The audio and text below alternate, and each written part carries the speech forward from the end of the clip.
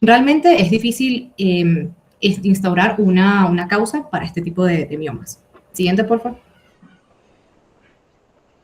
Y bueno, ya adentrándonos en los factores de riesgo, que como bien hablamos sería la edad y factores genéticos, pero también tenemos la menopausia tardía y menarquia precoz, la cual predispone a la aparición de estos miomas, el uso prolongado de anticonceptivos orales y obesidad, el consumo de carne roja, alcohol y cafeína también puede predisponer a una mujer de entre este tipo de edad a presentar este tipo de tumores benignos.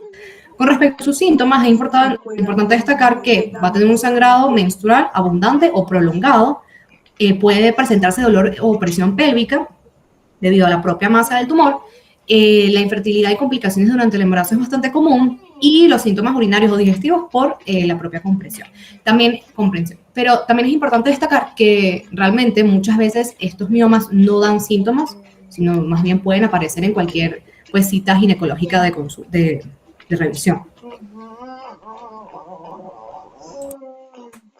Sí. Ok. Hola, profe. Bueno, seguimos entonces hablando como... Perdón, era que no sabía que iban a cambiar. Sí, era para cambiar, ¿no? Ok. Ajá. Entonces empezamos hablando con lo que es el aspecto macroscópico de los leiomiomas. Tenemos que estos se pueden presentar como nódulos únicos o múltiples que pueden ser de tamaño variable. Sin embargo, su presentación más frecuente es cuando se encuentran como nódulos múltiples y su ubicación en el fondo uterino. Y la menos común es cuando se ubican en el cuello uterino. Estos son masas redondas o esféricas de aspecto blanquecino, como podemos ver en esta imagen, y que están bien circunscritas por una pseudocápsula que es generada por el miometrio normal y que es de tejido conjuntivo. Decimos que es una pseudocápsula debido a que no la produce el tumor como tal, sino que cuando éste crece en el miometrio, lo comprime y lo desplaza, es que se genera esta cápsula. Los leiomiomas van a ser de consistencia firme y textura fibrosa debido a su alto contenido de colágeno. Sin embargo, en algunos casos puede sufrir degeneraciones que les vamos a mencionar más adelante y cambiar esta consistencia. Luego tenemos que los leiomiomas, cuando lo observamos con un corte, se pueden observar con un aspecto arremolinado. Esto debido a su composición de fascículos de músculo liso entrelazados que dan este aspecto que podemos ver aquí. En cuanto a su localización intrauterina, bueno, por supuesto están ubicados en el miometrio, pero pueden ubicarse más hacia la serosa o pueden ubicarse por debajo del endometrio, teniendo entonces una clasificación. Los subserosos van a surgir debajo del perimetrio y pueden, debido a esta ubicación cercana a la parte externa del útero, pueden extenderse por fuera del mismo, incluso adherirse a otros órganos circunstantes, recibiendo la irrigación sanguínea de ellos. Y cuando estos leiomiomas reciben la irrigación sanguínea de otro órgano, se denominan como fibromas parasitarios.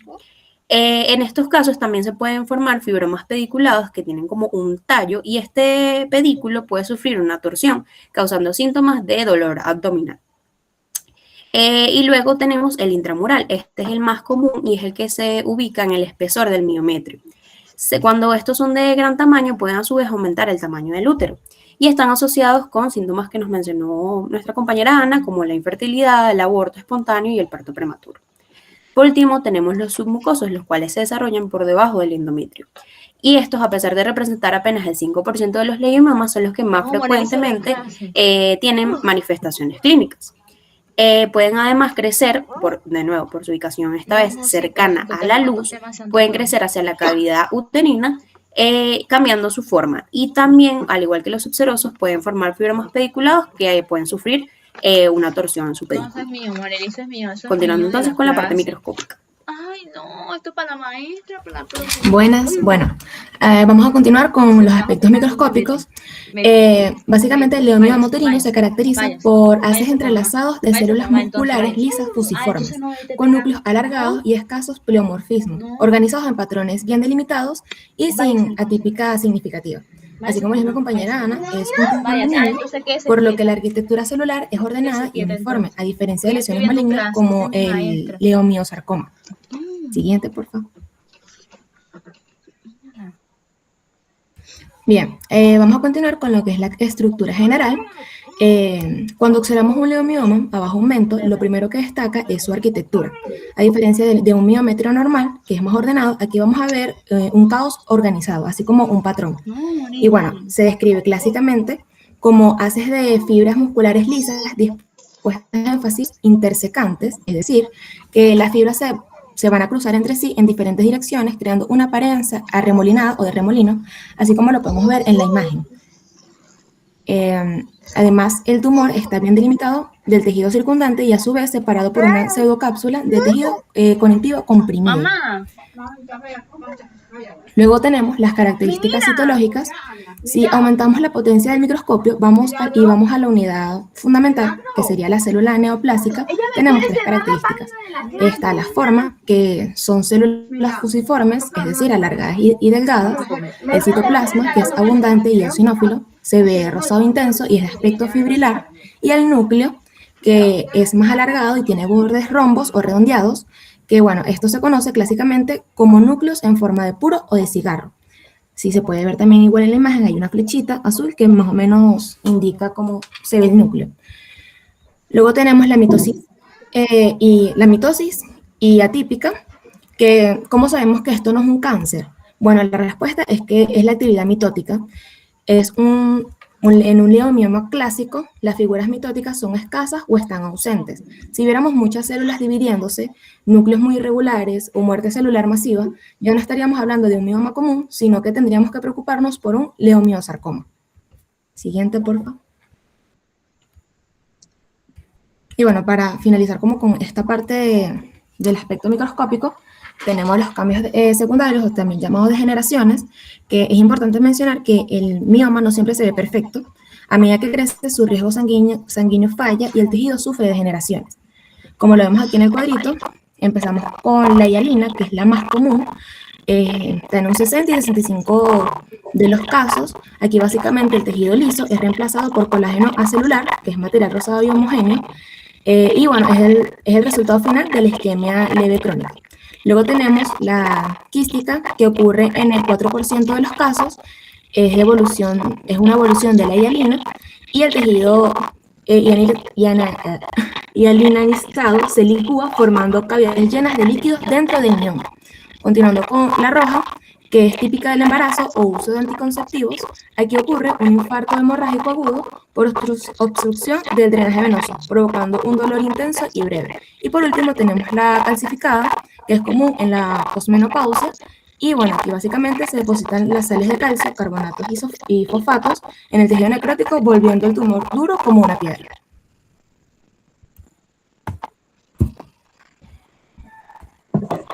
Ok, buenas noches, profe. Lati por acá. Yo voy a continuar entonces con el diagnóstico, ¿no? En primer lugar, para hacer un diagnóstico correcto, se tiene que hacer una anamnesis, una entrevista a la paciente. Se debe realizar el interrogatorio en donde se tiene que preguntar si hay sangrados irregulares o alteraciones en la menstruación.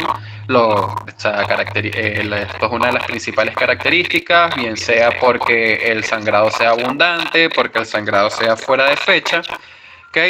Dolor pélvico, aumento de la frecuencia miccional o estreñimiento, ya que las lesiones pueden crear compresión si están ubicadas en la región superior, en la vejiga, si están ubicadas más hacia inferior o posterior, lo que vendría siendo la región del colon, ¿no? Dispareunia, ¿ok? Infertilidad o abortos recurrentes, ¿no? Estos son los principales o las cosas más importantes a preguntar durante la anamnesis que se le está haciendo pues a esta paciente en la consulta. Bien, por favor. Al examen físico, como por así decirlo, el principal o lo más importante, vendría siendo el examen pélvico bimanual o lo que se conoce como el tacto del cuello uterino, ¿ok? Lo cual va a permitir identificar bordes irregulares, tamaño irregular, si es móvil o no es móvil. Okay. Estos hallazgos nos van a permitir entonces identificar si hay presencias de mioma. Sin embargo, esto no es como una técnica definitiva, lo que nos va a decir a nosotros que hay presencia de mioma. Esto se se da el diagnóstico definitivo mediante la realización de imágenes. Siguiente. Que son estas que tenemos por acá, ¿no? El diagnóstico de imágenes es lo que nos va a terminar de confirmar a nosotros si verdaderamente hay presencia de miomas en el tejido del útero, ¿no? El de preferencia o el inicial, el gold standard, vendría siendo la ecografía pélvica transvaginal. Se introduce un transductor a través del conducto vaginal hasta el cuello uterino y se observan las diferentes paredes del útero, la que nos va a permitir identificar si hay lesiones intramurales en el tejido uterino, ¿no? La histerosonografía, ¿okay? Se utiliza más que todo para... Perdón. Se utiliza más que todo cuando hay sospecha de miomas submucosos. ¿Okay? Debido a sangrados anormales, este es un proceso que consta igualmente, se introduce una sonda de endoscopia, se inyecta solución salina a la cavidad uterina y esto permite entonces poder visualizar de mejor manera todo lo que vendría siendo el útero para identificar si hay este tipo de lesiones, ¿no? También está la histeroscopia, es algo similar a la histerosonografía. ¿Okay? La diferencia es que en esta segunda pues no se van a aplicar solución salina, sino que busca más que todo verificar los bordes de las paredes del útero, ¿no? Y por último pues vendría siendo la resonancia magnética, que va a identificar si hay masas fijas en el cuello uterino o propiamente dentro del útero. Siguiente, por favor. Por último, tenemos los laboratorios, ¿okay? En este caso se utilizarían más que todo hemogramas completos, pruebas de coagulación o perfiles tiroideos. ¿Okay? El hemograma completo y el perfil de coagulación para identificar si hay presencia de anemias ferropénicas, cómo están esos tiempos de coagulación para identificar que realmente no sea un trastorno en alguno de estos factores. Y el perfil tiroideo, pues a sabiendas que hay ciertas hormonas tiroideas o las hormonas tiroideas en aumento afectan sobre la aparición de estas masas en el útero. Siguiente. En forma de resumen, entonces, para el diagnóstico de mioma, lo principal que se debe hacer es la exploración física, haciendo el tacto del cuello uterino. Okay. En segundo lugar, tenemos la confirmación del diagnóstico por imágenes, utilizando como gold standard la ecografía transvaginal, y luego se utilizarían otros métodos como la histerosonografía o la resonancia magnética. Muchas gracias. Muy bien, muy bien, muy bien. Buenas noches, profe, ¿me escuchan? Sí, señor. Soy Suárez, profe. Hola.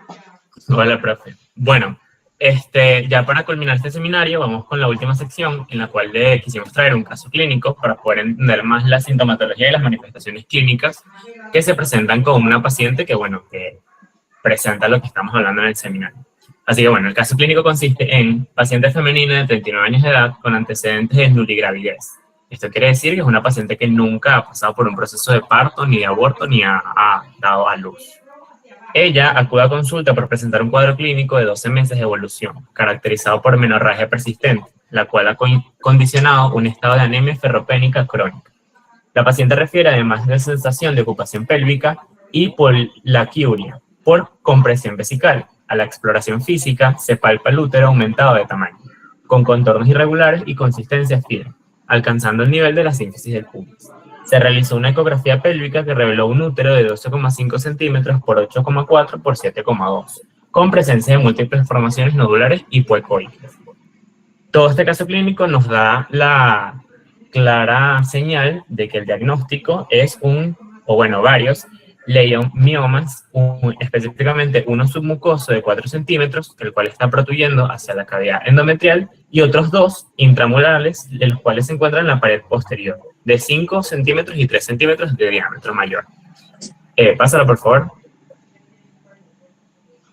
Ya con este caso clínico podemos ver las distintas consecuencias en base a estos tipos de protuberancias que se generan específicamente en esta paciente.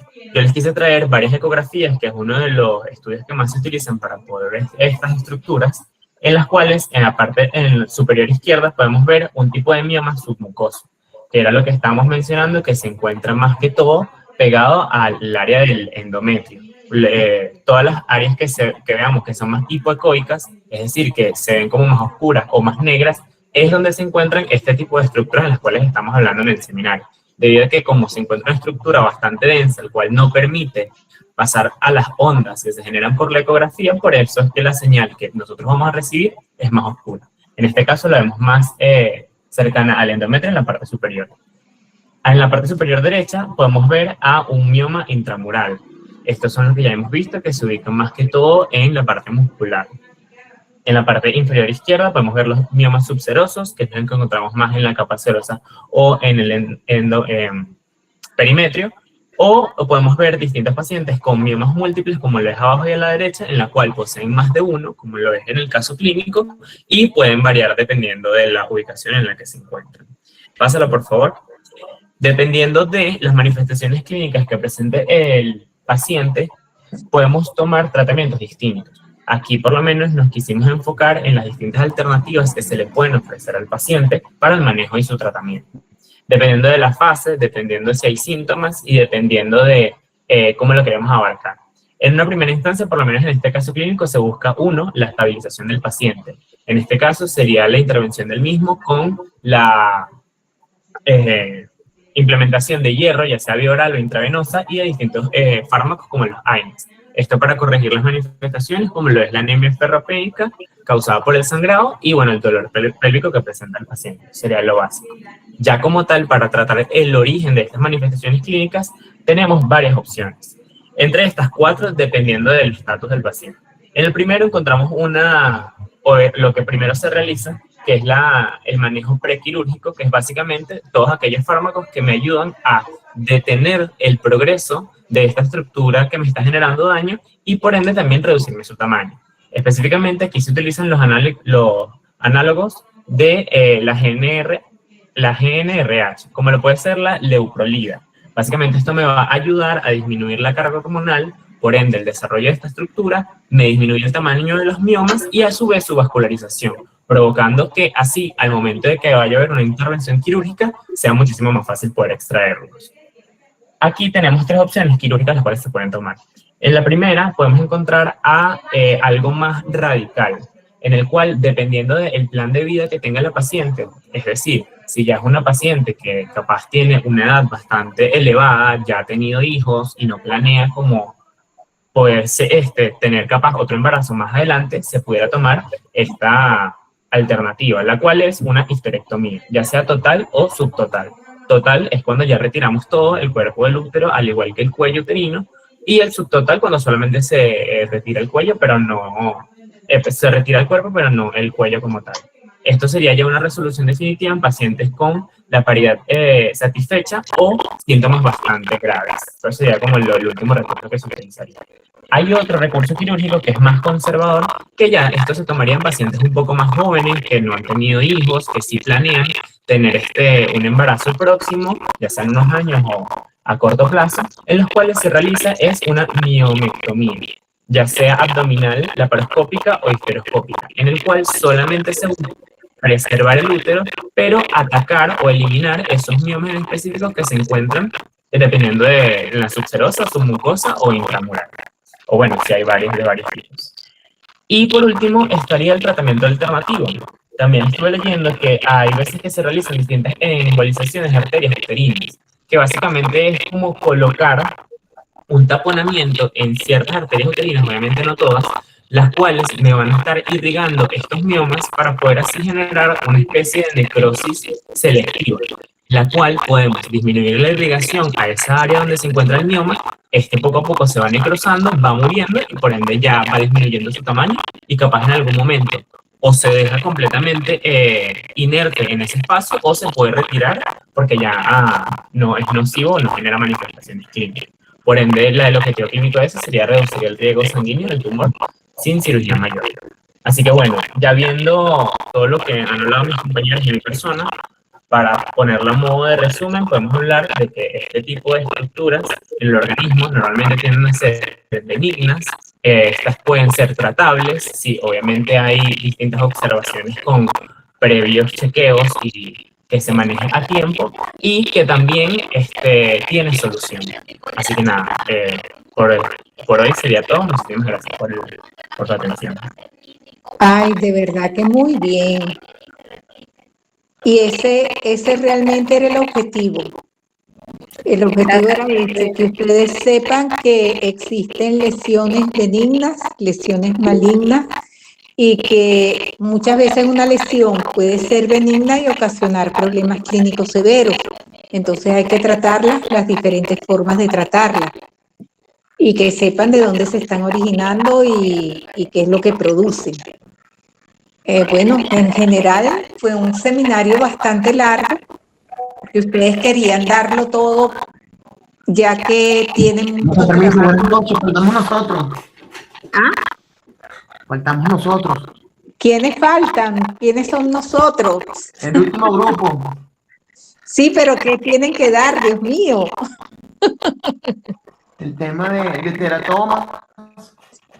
Bueno, yo creo que teratoma sí lo vamos a dejar, porque teratoma es absolutamente largo, aunque teratoma vale la pena tenerlo presente, aunque después lo volvamos a estudiar. Así que me voy por carcinoides y teratoma. ¿Y ustedes? ¿Quieren los carcinoides y los teratomas? Ok. Yo creo que sí, profe, todos querían. Ya estamos aquí y vamos a terminar, profe. Exacto. Ok, pero acuérdense que carcinoides es una cosa y teratoma es otra. Sí, sí, exacto, profe. Ajá.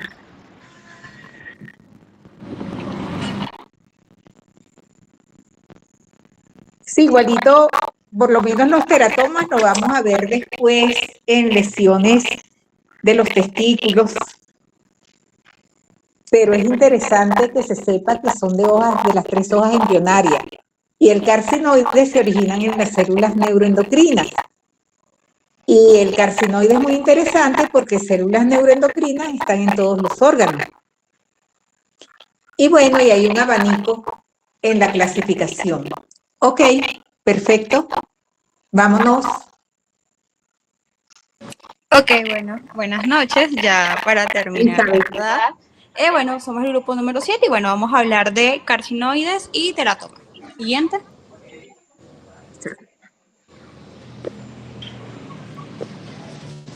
Ok, para hablar del carcinoide tenemos que tener en cuenta que actualmente se le conoce como tumor neuroendocrino o neoplasia neuroendocrina. ¿Y esto por qué? Debido a su origen. Este tipo de neoplasias se generan en las células productoras de hormonas, o en este caso en las enteroendocrinas, conocidas como células de Kulczynski, y que se encuentran en las criptas de Lieberkühn, si recordamos un poco de la histología del sistema gastrointestinal.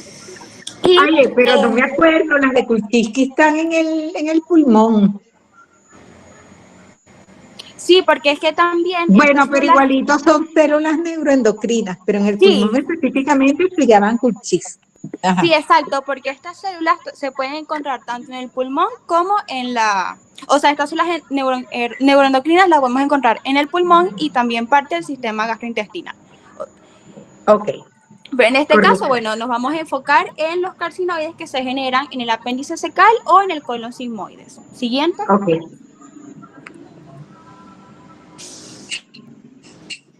Hablando entonces en el caso del apéndice fecal, este tumor neuroendocrino suele ser mayormente asintomático. Por lo tanto, se descubren de manera incidental posterior a una cirugía, como por ejemplo una apendicectomía que se le realiza a algún paciente por una apendicitis aguda. Se puede presentar algo que se llama el síndrome carcinoide, que va a ser el conjunto de signos y síntomas que van a ser causados por la liberación de estas aminas y estos péptidos que generen estas neoplasias, siendo resaltante la serotonina. Sin embargo, son muy extraños y a menos que se presente una metástasis hepática extensa o una invasión retroperitoneal, no suele generarse este síndrome. En cuanto a su epidemiología, son más comunes en las mujeres y suelen estar presentes entre la cuarta y quinta década de la vida. Siguiente. En cuanto a los aspectos macroscópicos, pues suele ubicarse más que todo en el extremo distal del apéndice, pero también se puede encontrar de manera menos frecuente en la base o el cuerpo. En cuanto a su apariencia, se ve como un nódulo firme, bien circunscrito, pero que no se encuentra encapsulado, como lo pueden ver un poco en la imagen. En cuanto al color, se puede evidenciar un color amarillo, blanquecino, grisáceo, como lo pueden ver en la imagen, también con sus partes violáceas, normal de la extirpación del tejido. Y regularmente suele ser menor a 1 centímetro. Siguiente. Fíjate, espérate para que lo vean que, perdón, pasa el anterior, que aquí generalmente el tumor es de color amarillento, es lo más frecuente. Esta es una cosa, y es muy vascularizado, por lo cual puede tener áreas de hemorragia. Y puede ser una de las causas de una apendicitis aguda. Exacto. Porque el tumor está obstruyendo la parte ciega del apéndice. Ok. Exacto. Siguiente. Y en cuanto a sus aspectos microscópicos, vamos a ver que en su arquitectura son células dispuestas en nidos sólidos, trabéculas o rosetas, como pueden ver en las imágenes, que están alrededor de un estroma fibroso vascular. Son células pequeñas y uniformes con núcleos redondos u ovalados, bastante hipercromáticos, como pueden ver en las imágenes, y tienen un patrón característico finamente granular, conocido también como sal y pimienta. Siguiente. Ajá, espérate, pero no corran ahora. Porque este es un tumor muy interesante. Entonces, acuérdense, generalmente, en la mayoría de los casos, está en el aspecto, en la parte ciega del apéndice. Por lo cual, en anatomía patológica es fundamental dar corte de ese extremo del apéndice. Porque ahí puede estar una semilla, puede estar un huevo de Ascaris, puede estar una lombriz, puede estar un folículo linfoide obstruyendo, pero puede haber un tumor tipo carcinoma, que a veces te puede dar síntomas, pero muchas veces no te da síntomas. Esta es una lesión benigna. Fíjate que cuando tú dices la histología, son tumores que son vascularizados. Sí.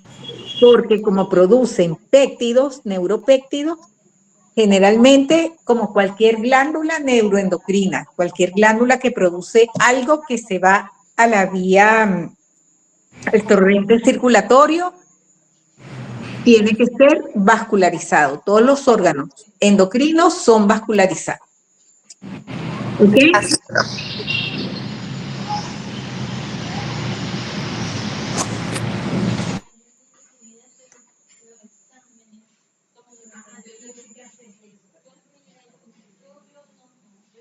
Ok.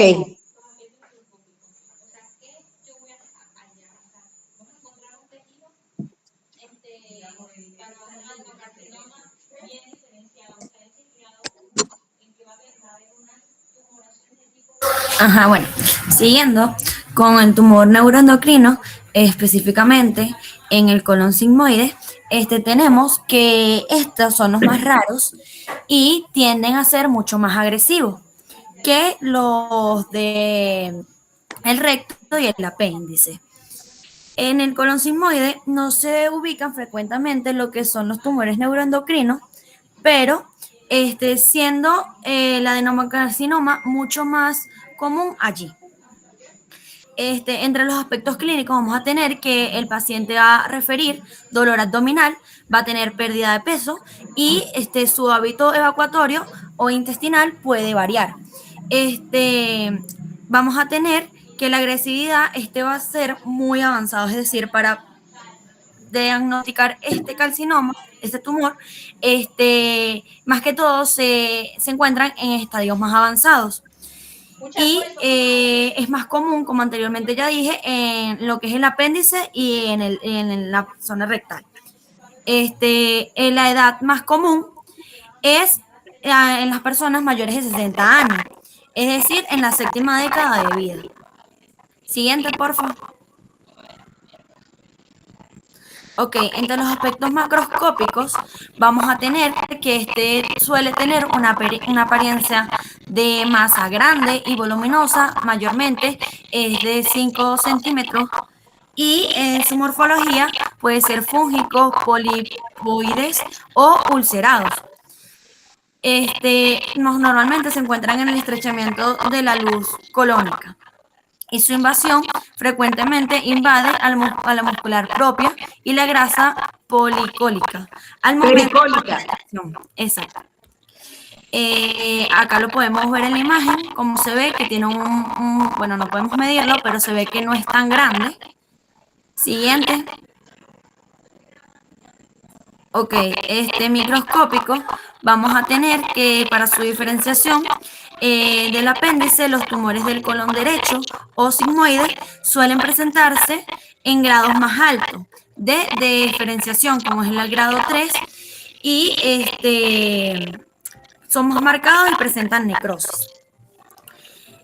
Según la OMS, se clasifican según el conteo del índice de KIT 6-7 en GI 1, GI 2 y GI 3. KIT 67, sí. Es un índice de proliferación que ya lo nombraron antes en otros tumores. En otros tumores, sí. Entre sus variantes es importante distinguir que tenemos el MINEN, que es la neoplasia mixta neuroendocrina, donde coexiste componentes de adenocarcinoma y neuroendocrino. Ok, podemos ver que en la imagen vamos a tener que esto es un carcinoma neuroendocrino mal diferenciado. El tumor en la imagen A, se pueden ver cómo es el componente en hojas de células pleomórficas y precrómicas intermedias. Luego podemos ver que esta es una tinción con metoxilina y dioxina. Luego hacemos un zoom a 10x en la imagen B y vamos a ver la existencia de pleomórficos nuclear y múltiples mitosis. Luego en la imagen C hacemos más zoom a 40x y vamos a tener una tinción de inmunohistoquímica con sinaptofisina. Ajá, Que muestra grandes positivos. Luego en la tinción D hacemos un zoom y en esto se utilizó el reactivo KIT 67, donde se visualiza un índice de proliferación del 75% de las células tumorales. Entonces eso es un G3, un grado 3. Un grado 3 porque es mayoría. Siguiente. Ok. En el diagnóstico general vamos a tener lo que es un enfoque integral, que es lo que se sospecha en la clínica. Estas imágenes confirman lo que es la histopatología. Entonces vamos a tener los marcadores bioquímicos que son dados gracias al laboratorio. Y vamos a tener lo que es la cromatina A y el 5-HIAA, que es el ácido hidroxilacético, que se prueba en la orina de 24 horas. Luego vamos a tener los estudios por imágenes, que son las tomografías computarizadas, la colonoscopia y las imágenes funcionales del gold estándar. Siguiente. Mi otra compañera. Buenas noches. Ok, entonces, con respecto a los tipos histológicos. En la clasificación actual de la OMS, todas las neoplasias neuroendocrinas se consideran malignas porque tienen potencial de metástasis. Sin embargo, los del apéndice suelen ser de muy bajo grado, mientras que los del colon sigmoide son más agresivos. Entonces, la clasificación va a ser de neoplasias neuroendocrinas. Y su origen, ya lo mencionaron, se originan de la célula de Kolchitsky o enterocromafines ubicadas en las criptas del Ibercu en el caso del sistema digestivo. Ahora, arquitectura. Estos pueden tener los siguientes patrones característicos: trabecular, dispuestas en cordones, insular en forma de nidos, agrupaciones redondeadas de células, acinar, o formación de estructuras similares a glándulas, sólidos, que son láminas compactas de células, sin patrón definido, y rosetas. que son ya disposición circular de células alrededor de un espacio central. Entonces, como podemos observar aquí en la imagen, es un corte histológico de apéndice cecal donde se van a observar acúmulos de células neoplásicas agrupadas en patrón de islotes, como podemos observar aquí en una coloración más basófila. Siguiente. Ok, ahora la diferenciación. Este va a ser el factor pronóstico más importante y se va a dividir en dos grupos más importantes: los bien diferenciados o tumores neuroendocrinos y los pobremente diferenciados o carcinomas neuroendocrinos. Entonces, en los bien diferenciados, las células se van a parecer mucho a las células neuroendocrinas normales, como podemos observar en la imagen del lado izquierdo, que se observa el tumor diferenciados con células uniformes, núcleos regulares y disposición organizada. Estos son más comunes en el apéndice. En cambio, en los pobremente diferenciados, vamos a observar que las células están más alteradas, deformes y desorganizadas. Y ellas no son raras en el apéndice y más comunes en el colon. Siguiente. Ok, la velocidad de crecimiento. Vamos a tener que en los tumores de grado 1, el crecimiento es muy lento o indolente. Estos son en la mayoría de los casos y suelen tener un desarrollo progresivo, tardando años en hacerse clínicamente evidentes, como ya lo mencionó la profe. Y en los tumores de grado 3, o ya denominados carcinomas neuroendocrinos, estos tienen un crecimiento rápido y explosivo y van a tener un comportamiento similar a tumores agresivos, como es el carcinoma de pulmón de células pequeñas. Ahora, en los tumores bien diferenciados son de crecimiento muy lento y los pobremente diferenciados son de crecimiento rápido y explosivo.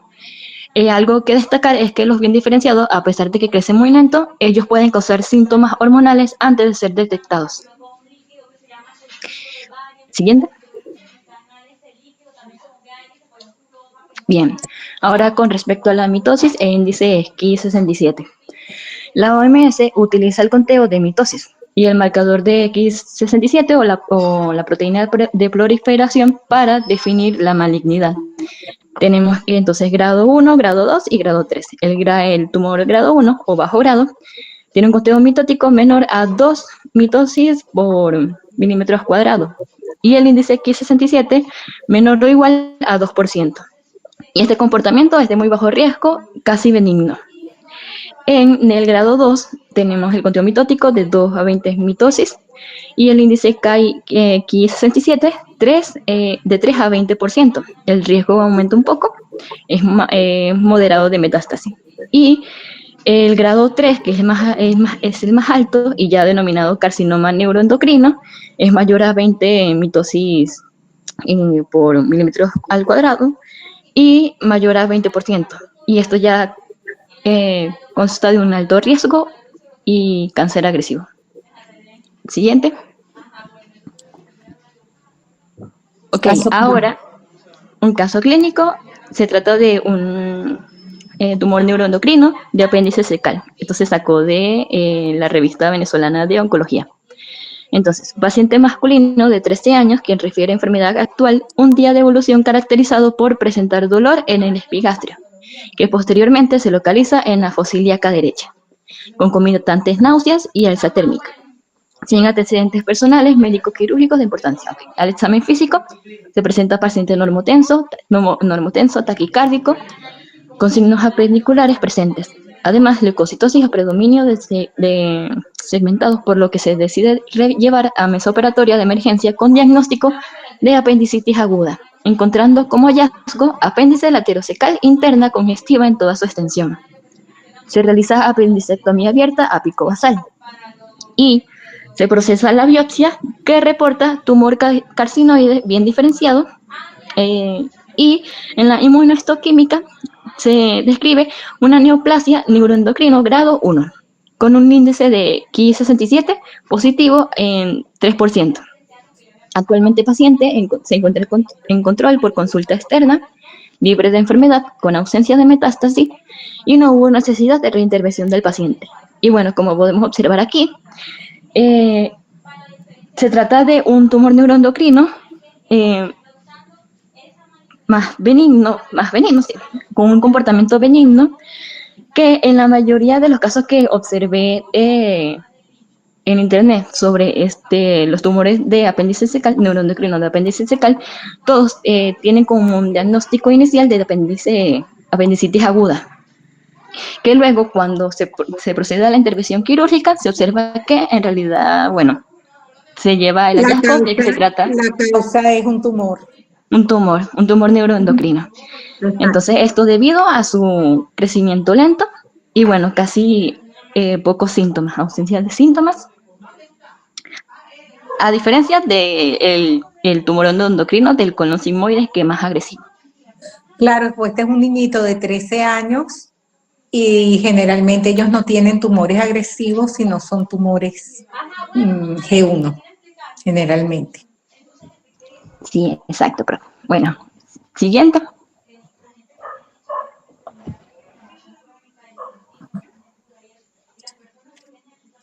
Bueno, terminamos los carcinoides. Ahora viene el teratoma.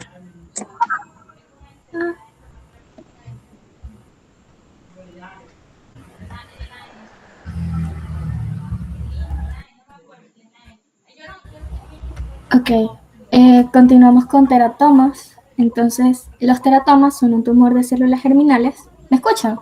Sí, sí, escuchamos. Bien. Ok, gracias. Es un tumor de células germinales que va a estar compuesto por tejidos derivados de las 3 capas germinales, que sería el ectodermo, el mesodermo y el endodermo. Este se va a clasificar en 3 tipos. Vamos a tener los teratomas maduros, que van a ser tejidos bien diferenciados de las 3 capas germinales, y estos suelen ser benignos. Luego tenemos los teratomas inmaduros, que están compuestos por tejido embrionario o fetales no diferenciados, y estos suelen tener un crecimiento más rápido y causar metástasis. Luego tenemos los mesodérmicos, que es como más especializado porque predomina un solo tipo de tejido. Y un ejemplo de este sería el estroma ovari, que Teratomas ováricos, puede haber focos de tiroides. Sí, exacto. O sea, está en el ovario, pero va a haber tejido tiroideo. En cuanto a los aspectos clínicos, tenemos que va a afectar a mujeres en edad fértil, en cuanto a los teratomas maduros, y niñas y adolescentes, los teratomas inmaduros. En los síntomas, mayormente son asintomáticas, y en caso de presentar síntomas, presentan dolor abdominal bajo o sensación de masa pélvica. Y en cuanto a las complicaciones, tenemos la torsión ovárica, que es una causa de urgencia quirúrgica debido al peso del tumor, y si hay una ruptura, que es muy raro, puede causar peritonitis química. En cuanto a los aspectos clínicos, también tenemos los teratomas testicular, que, bueno, básicamente es una masa testicular indolora, y en adultos postpuberales, incluso los teratomas con histología madura, se consideran potencialmente malignos y suelen ser parte de tumores mixtos. Y por último vamos a tener los teratomas sacrococcigeos, que es el tumor más común en recién nacidos y se presenta como una gran masa visible en la base de la columna vertebral, como se puede observar en la imagen. Luego tenemos los aspectos macroscópicos. En cuanto a los teratomas maduros, vamos a tener que tiene una forma de quiste unilocular de superficie lisa y brillante. En cuanto a su contenido, al abrirse vamos a observar material sebáceo, que suele ser amarillento y espeso, una maraña de cabellos también, y también podemos observar dientes o estructuras óseas. También tenemos los nódulos de Rokitansky, que es una protuberancia sólida dentro de los quistes, donde suelen concentrarse los tejidos sólidos, como los dientes o los huesos. Luego tenemos los teratomas inmaduros, que a diferencia de los maduros, va a tener una forma más sólida, es más grande y voluminosa. En cuanto a la superficie de corte, tenemos que tiene un aspecto carnoso, abigarrado, con áreas de hemorragia y necrosis, pero mayormente predomina el tejido blando y friable. En cuanto a los aspectos microscópicos, vamos a tener, o bueno, lo que vamos a encontrar es una mezcla de muchos tejidos.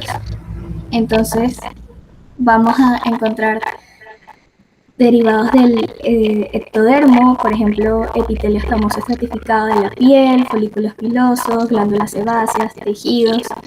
Del mesodermo podemos encontrar incluso cartílago, hueso, músculo liso o tejido adiposo. Y derivados del endodermo también podemos encontrar epitelio respiratorio, epitelio gastrointestinal o tejidos tiroideos.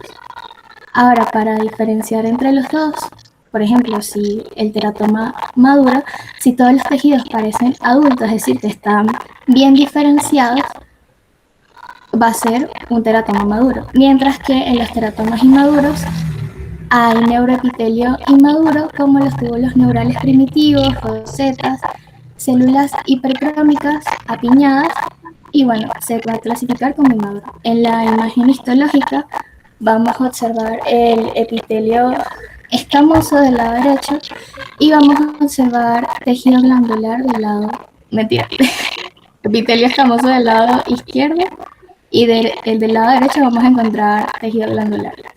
Mientras que en los teratomas inmaduros, bueno, aquí se observa el neuroepitelio.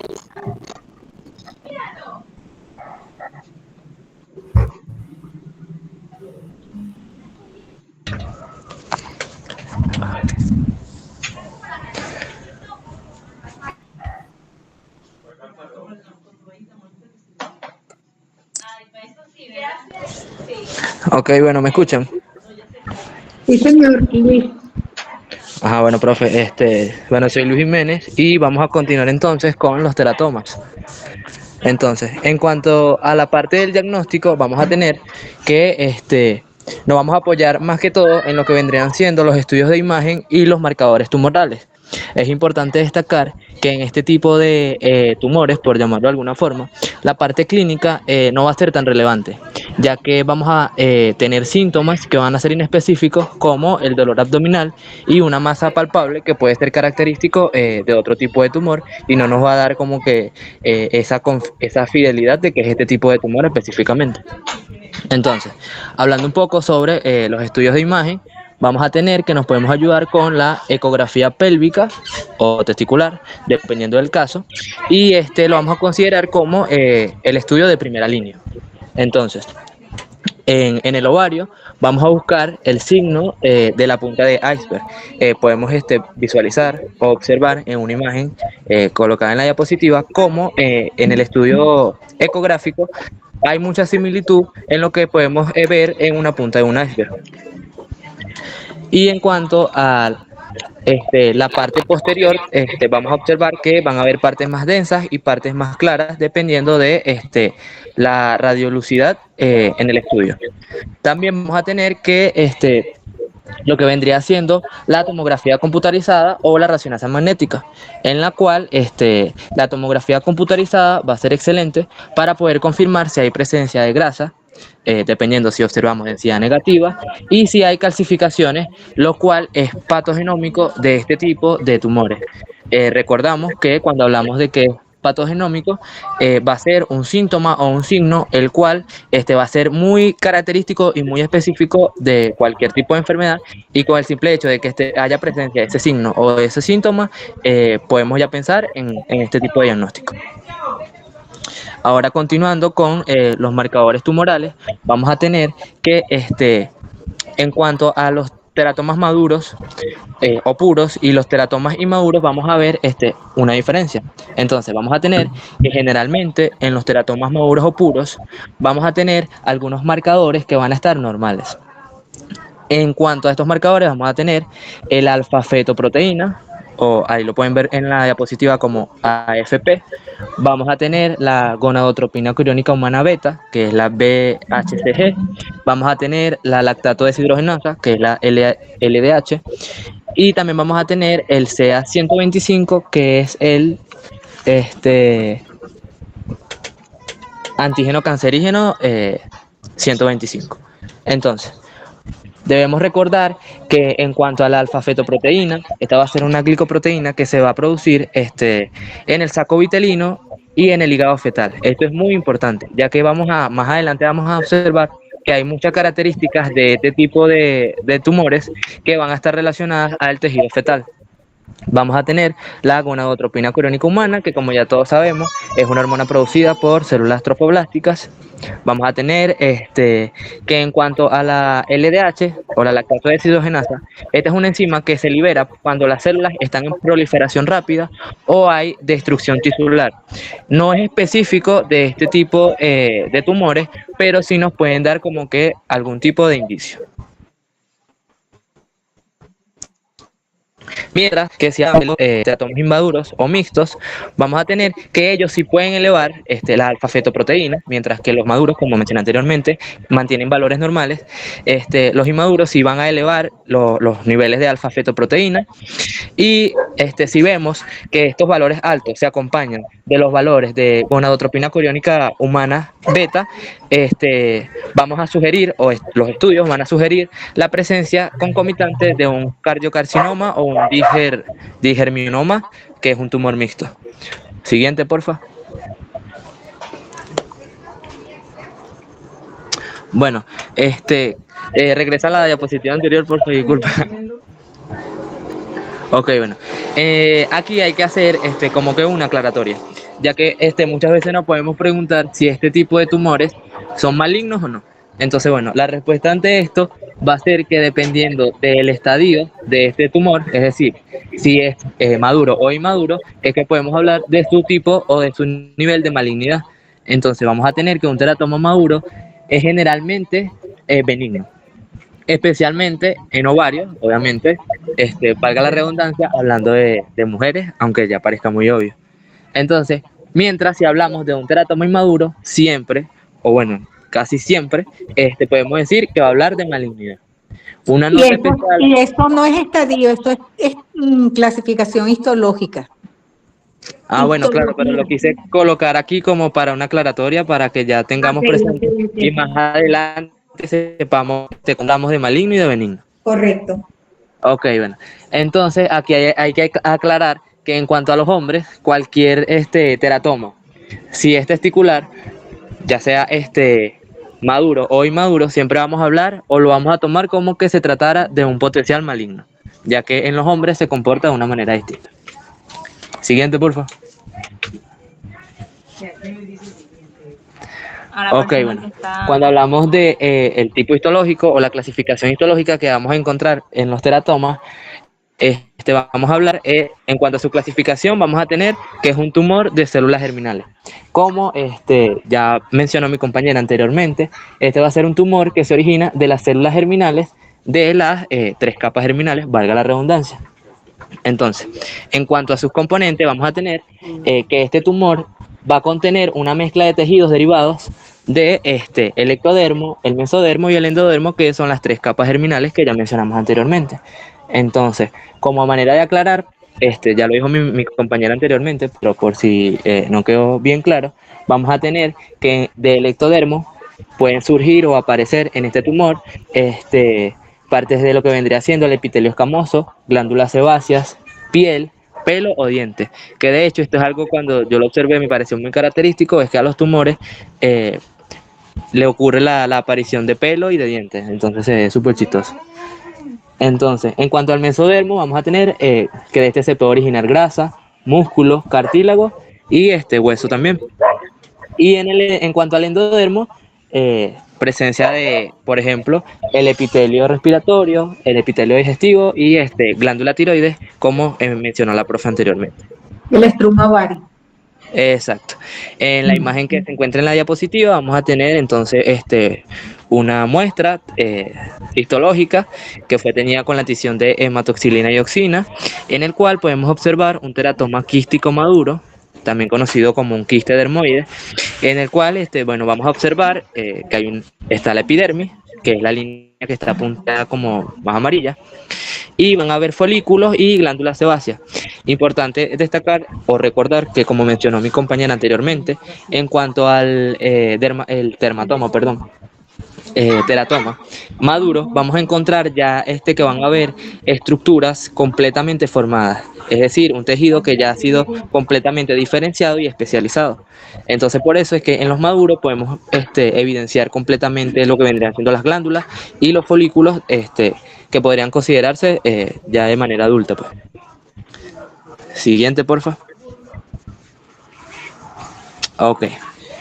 Cuando hablamos de la diferenciación, vamos a tener que esto va a ser como que súper importante, ya que en cuanto al diagnóstico para un posible cáncer, es súper importante tener esto claro. Entonces, cuando hablamos de diferenciación, vamos a tener que van a haber teratomas maduros o benignos y vamos a tener teratomas que van a ser inmaduros y malignos. Entonces, cuando hablamos de los teratomas maduros o benignos, vamos a tener que, como bueno, ya comenté un poco anteriormente, este va a ser un tejido que es completamente formado.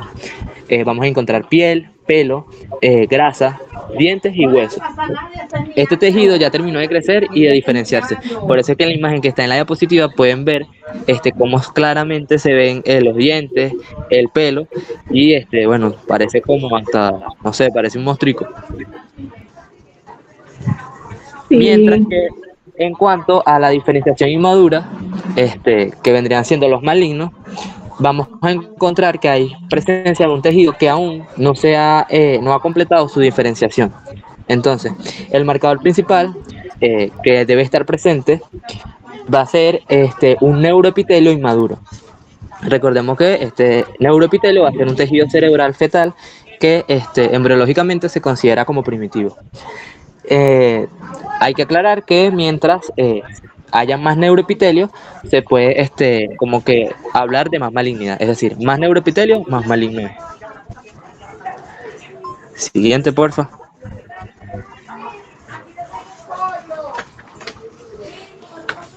Ok, bueno, entonces si hablamos de la velocidad de crecimiento, volvemos a dividir los teratomas en dos, en maduros o quísticos y en inmaduros y sólidos. Entonces vamos a tener que los maduros o quísticos van a tener un crecimiento lento.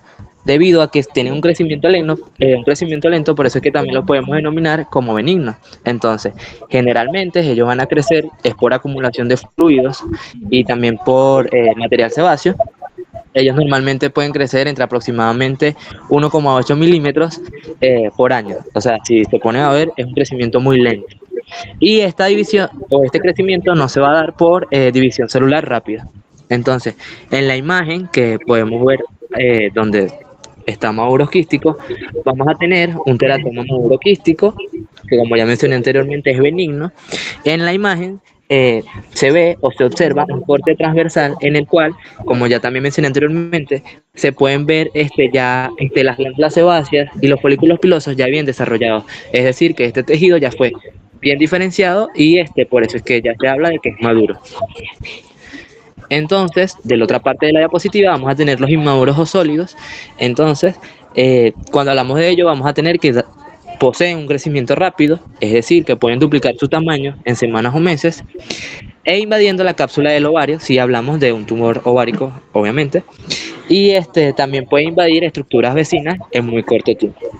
Entonces, en la imagen que se encuentra en la parte inferior, vamos a tener que se evidencia un teratoma inmaduro sólido en la cual vamos a tener estructuras subcutáneas, pero que se evidencian en los otros cuadritos que las células aún están en proliferación, es decir, que estas son unas células que aún se están dividiendo y están formando tejido que aún no es maduro ni está totalmente diferenciado. Siguiente. Listo. Muy bien, para finalizar entonces nuestra ronda de seminario, vamos a hablar un poco sobre lo que es la mitosis en los teratomas, ¿no? Como ya sabemos, la mitosis o la actividad mitótica es ese proceso de división celular. Sara, ¿puedes proyectar, por favor? Que se cayó no veo la diapositiva. Sí, se fue.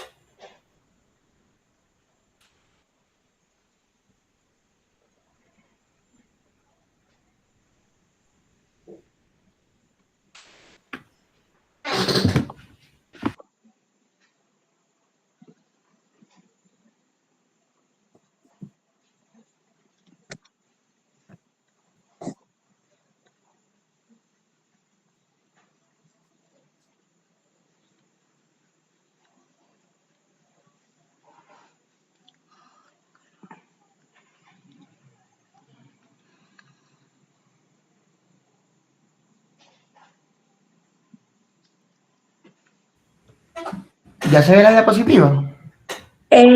No, todavía. ¿No? No. Ya se ve. Ya apareció. Ay, se me fue. Ok. Entonces, como para finalizar, vamos a hablar de la Ajá. mitosis. Está diciendo que la mitosis o la actividad mitótica es ese proceso de división celular. Entonces, este proceso de división celular es un marcador clave para diferenciar el comportamiento biológico de los teratomas, ¿verdad? Y de esta manera podemos determinar si son benignos o son malignos. Entonces, por una parte, como ya muy bien lo explicó Luis, tenemos los teratomas maduros. Vemos que estos teratomas maduros se caracterizan principalmente porque la mayoría son benignos y generalmente ellos van a presentar una actividad mitótica ausente o nula, y en caso de presentarla, esta actividad mitótica es muy baja, ¿ok? Adicionalmente, vemos que ellos están compuestos por un tejido bien diferenciado, y como lo podemos identificar acá, los dientes, los pelos, cartílagos, uñas, ¿ok? Ya que han alcanzado una madurez funcional, ¿ok? De esta manera vemos que su proliferación es muy poco agresiva o no es agresiva, por así decirlo. Otra manera de describirlo es que sus células se encuentran en una fase de reposo. Por otra parte, vemos que vamos a tener lo que son los teratomas inmaduros. ¿Okay? Estos teratomas inmaduros vemos que también se caracterizan porque son los teratomas malignos. Y vemos que ellos muestran una alta tasa de mitosis, o sea, tienen mucha actividad mitótica. ¿Okay? Ellos se caracterizan por presentar tejido embrionario inmaduro, específicamente neuroepitelio, y vemos que el grado de inmadurez y la cantidad de fisuras mitóticas que son visibles en microscopios son esenciales y cruciales para clasificar el tumor y predecir su agresividad. Y los podemos clasificar en 3 grados. Grado 1, cuando el tejido inmaduro representa menos del 10% del teratoma. Grado 2, cuando el tejido inmaduro representa entre el 10 al 50% del teratoma. Y grado 3, cuando el tejido inmaduro sobrepasa el 50% del teratoma. Ok, eso con respecto a la mitosis. Y por aquí les había dejado un casito clínico de una paciente femenina de 17 años de edad, cuya menarquia fue a los 14 años, que sin antecedentes patológicos, quien consulta por aumento de volumen del abdomen de 6 meses de evolución, acompañado de dolor de leve intensidad, y que al examen físico sus signos vitales están dentro de los límites normales, pero se aprecia un abdomen aumentado de tamaño a expensas de una tumoración blanda, lisa y dolorosa a la palpación con límites mal definidos. Sus estudios complementarios de hematología, bioquímica y marcadores tumorales resultaron normales, pero la ecografía abdominal reportó una gran estructura quística multitabicada, con gran cantidad de ecos en su interior, compatibles con el diagnóstico de teratoma grande. Fíjense acá, este es el caso clínico. Un teratoma grande de ovario derecho. Ni lo leyeron. Podemos observar la diferente Ni leyeron. estructura Este es el fijación y el que diferente pusieron la tejido que lámina y lo podemos observar pasaron. en Pero que estaban Bueno, hasta ahora y es se una tomó una lesión biopsia. física, sí. Ujú. Sospechosa de teratoma. noticia. Vemos que el estudio de anatomía patológica reportó cortes histológicos tenidos con matosilina dioxina y muestran un tumor de origen germinal conformado predominantemente por piel revestida por epitelio planoestratificado queratinizado y presencia de anexos cutáneos, como ya los dije, folículos pilosos y glándulas sebáceas. Aquí lo vemos en la figura número 2. Esta es la histopatología del teratoma ovario mostrando los anexos cutáneos. Correcto. Vemos que también se aprecia un tejido cartilaginoso que está conformado por condroncitos redondeados y ovalados inmersos en un espacio claro correspondiente. Y aquí está. Islotes de cartílago, correcto. ¿Ok? Sí. Y vemos que en la figura 4 podemos observar tejido nervioso que está caracterizado por células gliales y neuronas de histología normal, que ya la vamos a ver. Lo único malo es que esta imagen está en blanco y negro, pues porque el caso es un poquito viejo del artículo que consultamos. Pero en conclusión, vemos que en la muestra identificada como ovario izquierdo se apresaron cambios similares. ¿Ok? Y se concluye que se trata de un teratoma crítico maduro grande de ovario derecho.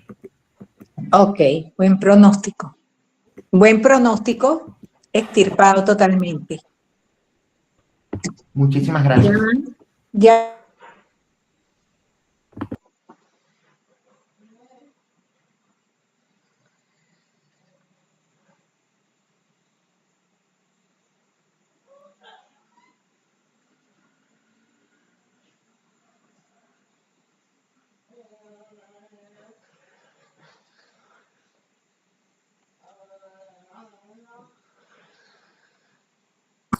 Creo que la profe se fue. Sí, yo también me voy. Somos dos.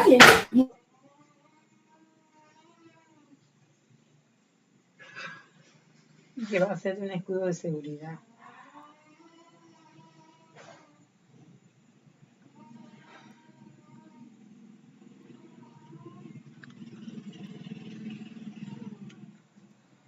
Dios mío. ¡Ey, no se vayan! Muchos se salieron porque pensábamos que se había despedido. No, esto se fue, Dios mío, no le pude poner muñequitos. Ahora no me salen. Salieron. Muy bien, muy bien, muy bien. ¿Qué se hizo José Gabriel? ¿Se fue? Sí, profe, creo que estaba con los datos, porque no tenía luz, algo así. Ah, ok, bueno, díganle que bueno que fue que me salí, qué horror. Tienen que pasarle que estuvo muy bien. Ah, ya llegó José Gabriel. José Gabriel no pudo entrar. Ahí está, profe, la verdad que tiene como fallas de internet. Ah, ok. Bueno, muchachos, yo sé que fue un poco largo, menos mal que el tema era muy bonito, o es muy bonito y no es tan terrible, porque si hubiera sido otro tema, caemos muertos. En cambio, este tema vale la pena el tiempo porque es absolutamente de la vida diaria y de lo que ustedes van a manejar todo el tiempo. Igual que la inflamación y todas las cosas que hemos estudiado. No sé si tienen alguna pregunta. ¿Alguna pregunta, Oriana? No, profe. Ninguno. ¿Estuvieron claros los teratomas maduros, los inmaduros? Sí, Oriana, diga. José Gabriel, los teratomas. Aquí estoy, profe. ¿Me escucha? Sí, muy bien. Estuvo todo muy bien. Ay, qué bueno, profe. Sí. Lo que pasa es que, bueno, me salí, no sé ni por qué. No, tranquila, profe. Usted sabe que aquí en internet va y viene. Sí, me parece que todas las exposiciones estuvieron resumidas, estuvieron muy claras, dijeron las cosas más importantes, siguieron un orden en cuanto al diagnóstico, la clínica, los métodos diagnósticos de laboratorio, de imágenes, después la parte macroscópica, la microscópica, tratamiento, me gustó mucho. Lo hicieron muy, pero muy bien. Muchas Y gracias, entonces profe. hicieron su relación clínico-patológica. Yo sé que es muy denso y la única manera de asimilarlo es ir recopilando casos y discutirlos. Sí, Cada profe. quien que tenga un caso lo puede poner y lo discutimos aquí en el chat. Así de Gracias, simple. profe. Porque realmente es mucha información. Pero bueno, vamos a ir... la vamos a ir internalizando hasta que se vuelva natural en nosotros. Entonces, ¿ustedes tienen exámenes la semana que viene? Hola, doctora, ¿cómo está? Le cuento que Sí, profe, el día Sí, Profe. ayer culminé con el antibiótico. Ujú. Bueno, es para ir viendo que me pidieron que entonces la semana que viene no teníamos clase. Sí, profe, por eso fue que hoy se trató de que todos los grupos pudieran exponer para tener ese día libre. Para tener la semana que viene que ustedes presenten sus exámenes, ok. Sí. Sí, profe. Pero ¿son primeros parciales o son de evaluación de test de notas del semestre, del tiempo, del primer periodo? ¿Qué exámenes son? Hola, doctora, ¿cómo está? Es el parcial de fisiopato, profe. Ah, tienen ya parcial de fisiopato. Ok. Bueno, nosotros ya terminamos nuestra primera parte, lo único que nos faltaría es genética. Perfecto, Y mi después, profe. y después hacemos el parcial, ¿no? Pero tengo que ver los demás grupos. Porque el grupo L, yo el lunes les terminé, imagínate las 4 reacciones de hipersensibilidad, les falta neoplasia y genética, que vamos a ver cómo se puede equilibrar eso, para que ustedes tengan su parcial. ¿Ok? Está bien, mi profe. Bueno. Vale, profe, gracias. Está bien, profe, feliz noche. Feliz noche, profe. Muy Descansen. bien. Buenas noches, profe. Good night. Buenas noches. Gracias. Buenas noches, profe. Chao, Buenas profe. noches, profe. Buenas noches, que sueñe lindo. Todos igual. Hasta luego. Chao. Salte, Oriana, salte, salte. Ah, bueno, le doy. Le doy. Ah, bueno, bueno. Ah, bueno. 5 estrellas, vale. Le di las 5 estrellas. Nunca le había dado 5 estrellas a una vaina de eso.